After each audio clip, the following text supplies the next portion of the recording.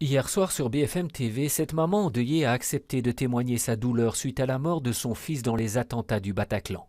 Une souffrance pour laquelle elle veut aujourd'hui obtenir des réponses, notamment en ce qui concerne la responsabilité de notre pays. Où en sont les responsabilités? On en est là ce soir, au 11e djihadiste en lien avec la Belgique. Est-ce qu'on n'aurait pas pu les arrêter avant?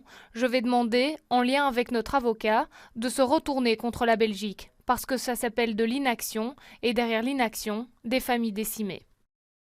Françoise Kepmans, la bourgmestre de Molenbeek, comprend cette intervention et cette demande. Je suis évidemment à la disposition des familles, des parents des victimes.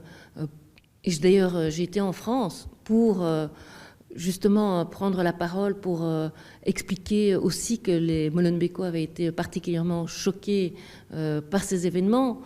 Pour autant, dans ce genre de dossier, il est extrêmement difficile de déterminer la responsabilité exacte d'un État.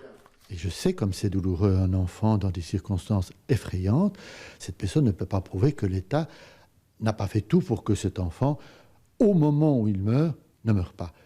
Non-assistance à personne en danger, c'est quelqu'un que vous voyez tomber dans le ravin, que vous n'aidez pas au moment même, il y a une immédiateté. C'est pratiquement impossible à prouver. L'enseignant n'a pas été bon avec le djihadiste. Qu'est-ce que l'État va pouvoir alors devoir rendre comme compte? Ça deviendrait impossible. Quasiment impossible à prouver, néanmoins des plaintes pénales et civiles peuvent être déposées.